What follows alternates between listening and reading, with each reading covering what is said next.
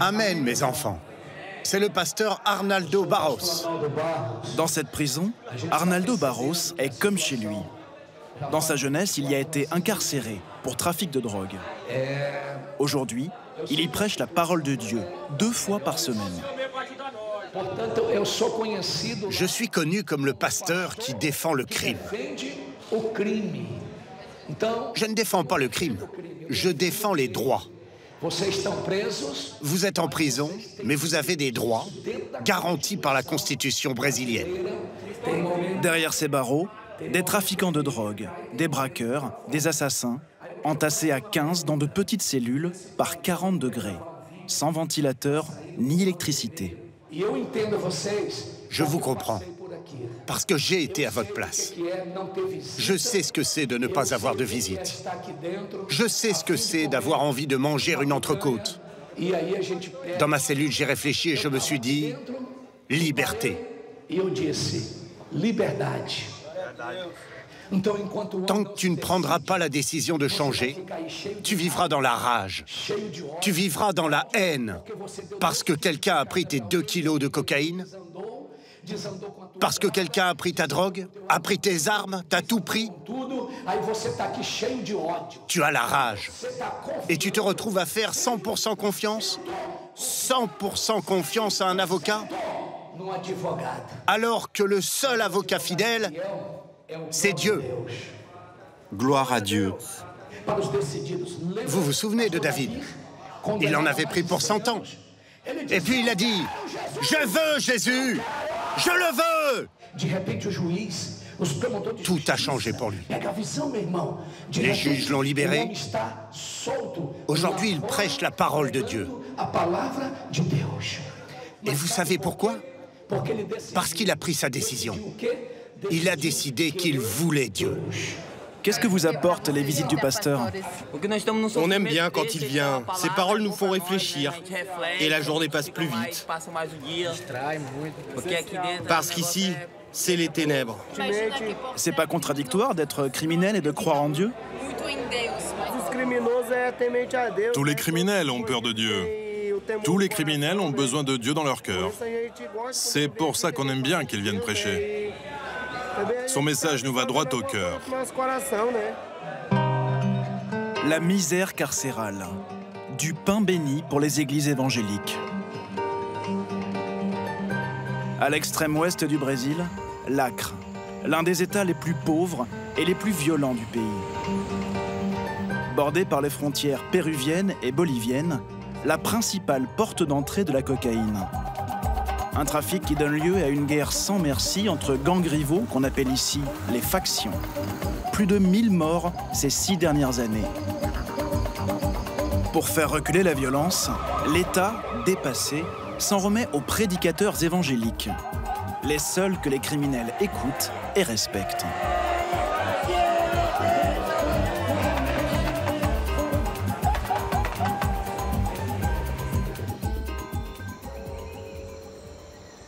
Le centre pénitentiaire Francisco de Oliveira Conde.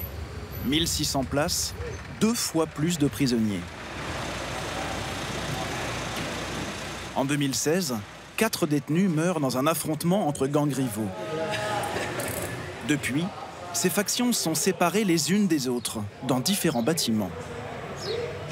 Dans ce pavillon, 200 prisonniers, pour seulement 3 surveillants. La fouille des cellules, quotidienne, ne se fait qu'avec l'appui des forces spéciales de la prison. C'est vide, en avance. Durant l'heure de la promenade et à l'abri des regards.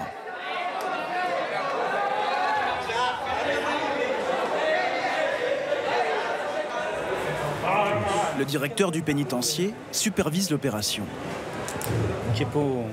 Parfois, ils se servent des lames de rasoir pour couper. Parfois pour blesser quelqu'un. Souvent, ils attachent les 2 lames ensemble pour en faire une arme plus résistante. Comme ça, ils peuvent couper la gorge de quelqu'un. Et les rasoirs sont interdits? Non, ils ont le droit d'avoir un rasoir. Mais s'ils enlèvent la lame, c'est qu'ils ont de mauvaises intentions. La prison est équipée d'un système de brouillage des réseaux téléphoniques, ce qui n'empêche pas les détenus de communiquer. Ce sont des mots qui viennent d'autres pavillons. Tentative d'évasion, paiement, on y trouve un peu de tout. Là, ça parle d'une marchandise que le détenu a consommée et dont le paiement doit être effectué par quelqu'un qui va lui rendre visite. On arrive à avoir beaucoup d'informations par le biais de ces mots. Je vérifie si les barreaux n'ont pas été coupés. Parfois, il les scie, puis recolle avec du savon avant de les forcer le soir.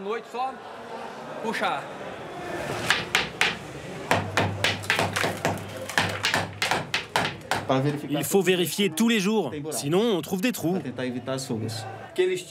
Ils enlèvent des morceaux de fer de la structure de leur lit, à ce niveau-là. Et avec ces bouts de fer, ils grattent comme ça, jusqu'à ce que ça fasse un trou. Il y a 2 ans, la prison connaît la plus grande évasion de son histoire. Au petit matin, après avoir percé les murs de leur bâtiment, et grâce à des cordes faites de draps, 2 cellules entières parviennent à se faire la malle. 26 détenus en tout, dont plusieurs condamnés pour homicide.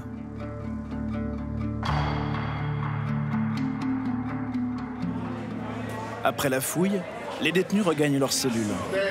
Ils n'en sortiront plus de la journée. Ici, pas de radio, pas de télé, quasiment aucune possibilité d'étudier ou de travailler. Des conditions de détention condamnées par la Cour suprême du Brésil. Manque de personnel, prétend le directeur. Pour éviter la révolte chez les prisonniers, en évangélique convaincu, ils préfèrent s'en remettre à Dieu. La religion les aide, parce que même si les détenus sont dans des conditions difficiles, déplorables, même s'ils sont dans des cellules étroites, d'une certaine manière, la foi leur donne une forme de paix intérieure. À mon avis, la religion est le seul chemin. C'est le meilleur moyen de réinsérer ces détenus dans la société. Chaque mois, une 50aine de prisonniers se convertissent à l'évangélisme, sous la houlette d'anciens détenus autoproclamés pasteurs. Au Brésil, plus grand pays catholique du monde, les protestants évangéliques représentent aujourd'hui 1/4 de la population. Les pasteurs recrutent auprès des plus défavorisés, à qui ils promettent une renaissance. Ce qui compte, c'est de faire la volonté de Dieu. Ils ont été lapidés, ils ont été arrêtés, mais ils n'ont pas cessé de mettre en œuvre la volonté du Tout-Puissant. Gloire à Dieu! Jésus est le seul capable de sauver. Et la Bible est la seule parole de Dieu. Tu y crois? Oui. Je te baptise au nom du Père, du Fils et du Saint-Esprit. Une fois convertis, les détenus épousent les règles rigoristes de ces églises et renoncent à toute forme de tentation. Fini l'alcool, la drogue, le sexe hors mariage et surtout, fini la violence et les factions. Du fin fond de mon cœur, je ne veux plus en entendre parler. De tout mon cœur, je ne veux plus jamais retourner dans le crime. J'ai fait des erreurs, mais grâce à Dieu, j'ai changé. Depuis 3 ans, la direction a créé un pavillon dédié exclusivement à ces apôtres de la non-violence. Une première au Brésil.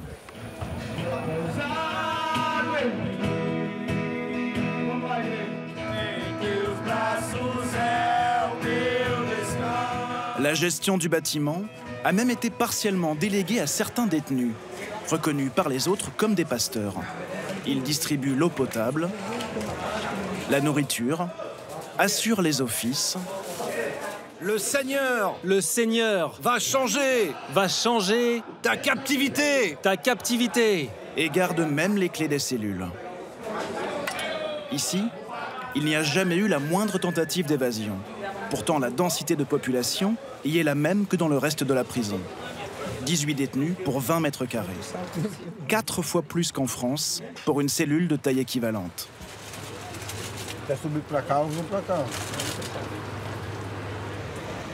Jesse a 37 ans. Il purge une peine de 70 ans pour un triple meurtre.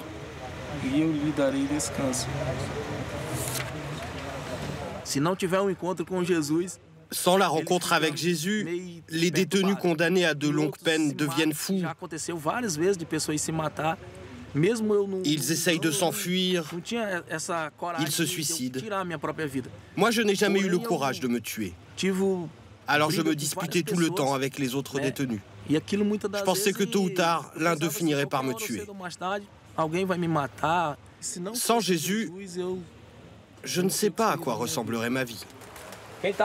Les bleus, mettez-vous là, et les rouges là-bas. Avec ses compagnons de cellule, Jesse a monté un groupe de théâtre. Les costumes sont bricolés grâce aux gamelles de repas.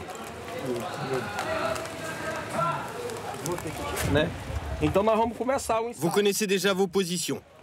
Nous allons commencer la répétition. Soldats, tenez-vous prêts, marche! Toutes les scènes jouées sont inspirées de la Bible. Régiment, halte! Général, général, une armée marche vers nous.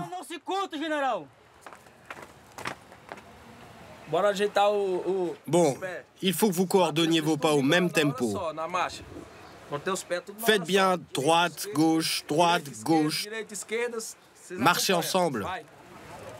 Tous ces comédiens en herbe ont à leur actif une sérieuse carrière criminelle. Voici Eds. Il a été condamné pour homicide. Il a l'air sympa comme ça, mais c'est un braqueur. Alors lui, je peux en parler ou pas? Oui, vas-y. Bon, il a été condamné pour viol sur mineur. Lui, il a été condamné pour trafic de drogue. Il n'est même pas d'ici. Il était venu importer de la drogue d'un autre État, et ça n'a pas marché. Allez, on reprend.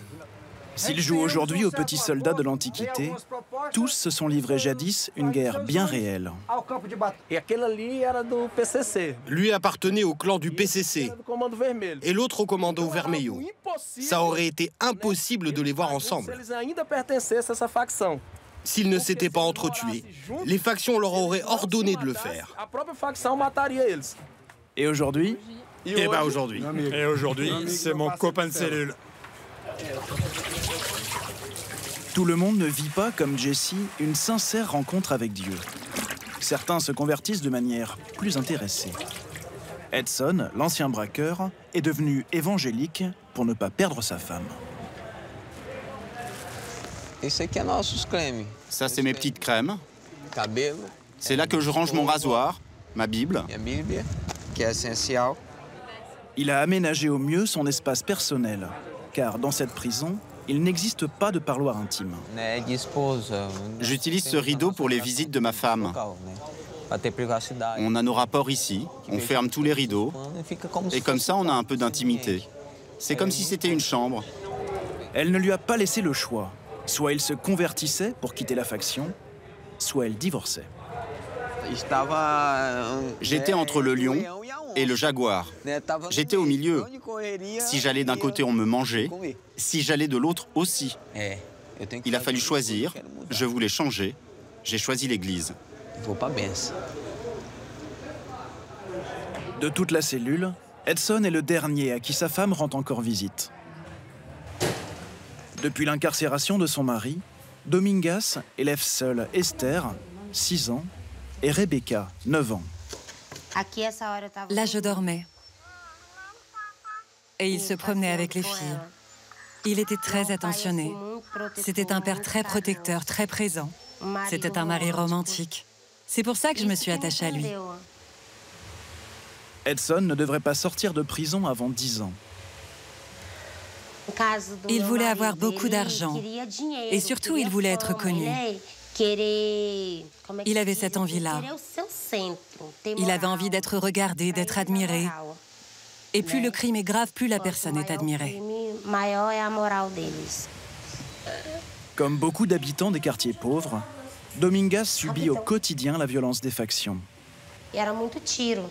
On entend beaucoup de tirs. Mes filles et moi, on est traumatisés. L'autre jour, ils ont tué quelqu'un. J'étais en train de prendre ma douche. C'était vraiment devant ma porte. Je suis sortie, j'avais du savon partout. J'ai pris ma fille, je criais. Et quand je suis sortie, j'ai vu le jeune mort. Ici, les gangs imposent leurs lois. Pour filmer, nous avons dû demander leur autorisation. Ils occupent la place vide laissée par l'État. Pour échapper à leur emprise, une seule solution. Les pasteurs. Oui, allô, c'est le pasteur. Comme Arnaldo Barros, celui qui prêche en prison. Vous êtes certain qu'ils ont émis un décret de mort? Oui. La faction veut le tuer. Oui. C'est cette femme qui vient d'appeler le pasteur. Il faut rester calme, ma sœur. Son frère a été condamné à mort par une faction, car il a blessé son épouse d'un coup de couteau. Il s'est caché dans la forêt. Ah, dans la forêt, c'est plus sûr. Pourquoi vous n'appelez pas la police au lieu d'appeler un pasteur? Parce qu'avec les factions, la seule solution, c'est d'appeler le pasteur Arnaldo. La police ne vient pas? Elle ne fait rien? Non. Avec les factions, vous savez. Bon, je vais aller le chercher. Que Dieu vous aide, pasteur. Il ne faut pas pleurer, ça ne sert à rien. Allez, on y va. La famille de l'épouse poignardée a fait appel à la faction pour obtenir vengeance. Presque tous les jours, nous recevons des appels comme celui-là. La plupart du temps, c'est des questions de vie ou de mort. Nous, on vient en homme de paix, on essaye de faire les intermédiaires. Après une demi-heure de recherche, le voilà, il sort du bois. L'homme s'apprêtait à passer sa deuxième nuit dans la forêt.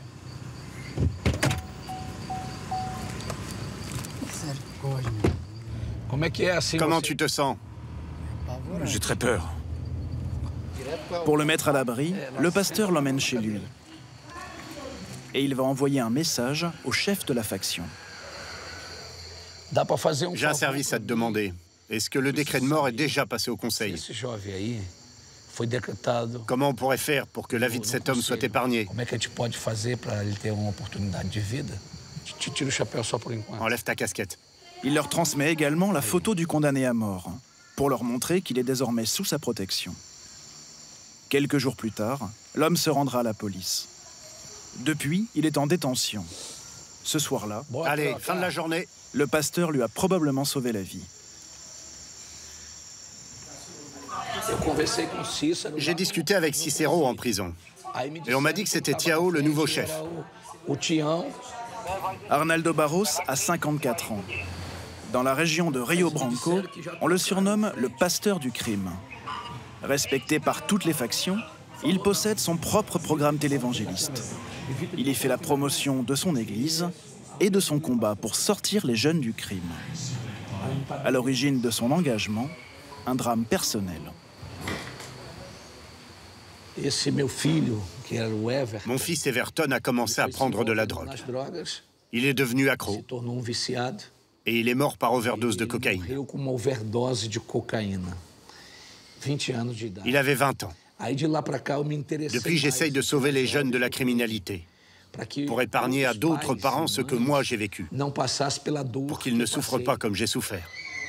Aujourd'hui, il prétend avoir éloigné du crime organisé plus de 2000 personnes. Sa maison est devenue un refuge pour détenus en liberté conditionnelle, hébergés en échange d'un coup de main en cuisine ou au jardin. Chez lui, comme en prison, il convertit les délinquants pour les soustraire à l'emprise des clans. Viens là, mon frère. Bonjour. Bonjour. Tu es sorti quand de prison? Ça fait 6 mois. Cet homme se dit poursuivi par une faction rivale. Vas-y, rentre. Viens, on va enregistrer une vidéo. Une conversion en direct sur les réseaux sociaux. Tu es sûr de toi? Tu veux quitter le crime organisé? Oui, pasteur. Bonjour mes chéris, c'est le pasteur Arnaldo. Nous sommes ici en direct et je vais vous présenter ce jeune. Comment tu t'appelles? Maxwell. Quelle est ta faction? B13. Ferme les yeux, on va prier. Je veux déclarer quelque chose concernant cet enfant. Toute action maligne, toute action diabolique sort du corps, sort de l'âme, sort de l'esprit. Ça sort. 1, 2, 3, sois libéré de tout le mal. Au nom de Jésus. Le pasteur enregistre ensuite une vidéo envoyée directement au chef de la faction du jeune homme. Quel est ton surnom? China. Un matricule au sein de la faction? 1313. Et donc tu as décidé de quitter le crime? Oui, j'espère que mes frères comprendront ma décision. Et voilà. Pourquoi les organisations criminelles les plus dangereuses du pays se laissent-elles influencer par des pasteurs? Comment peuvent-elles accepter que leurs soldats désertent si facilement? Dans la prison Francisco de Oliveira, nous avons rencontré l'un des chefs du Comando Vermelho, l'un des groupes les plus puissants du Brésil, spécialisé dans le trafic de drogue et d'armes. Laisse-moi t'expliquer. Ici, sur Terre, même si règne la loi des hommes, nous croyons en Dieu, nous croyons au fait qu'il y ait une vie après la mort. La Bible nous dit qu'il y a une vie après la mort. Nous avons peur de Dieu et c'est pour ça que nous laissons les croyants tranquilles. S'ils quittent l'Église, par contre, nous les tuons. Il faut qu'ils restent dans la foi, ils ne peuvent pas boire, ils ne peuvent pas se droguer, ils ne peuvent rien faire. Il faut qu'ils suivent les règles de Dieu. On les surveille pendant 1 an.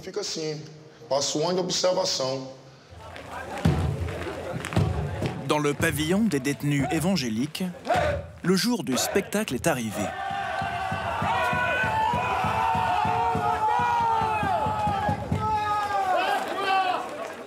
Jésus, pourquoi ont-ils tué mon fils? Parce qu'ils ont laissé le mal dominer leur cœur. C'est le quart d'heure de gloire d'Edson le braqueur et Jesse, le responsable du club théâtre. Tu dois comprendre que la seule façon de trouver la paix est de croire en Jésus. Avec 700 000 détenus, le Brésil est le 3e pays qui compte le plus de prisonniers au monde, derrière les États-Unis et la Chine. Un réservoir inépuisable pour les prédicateurs évangéliques.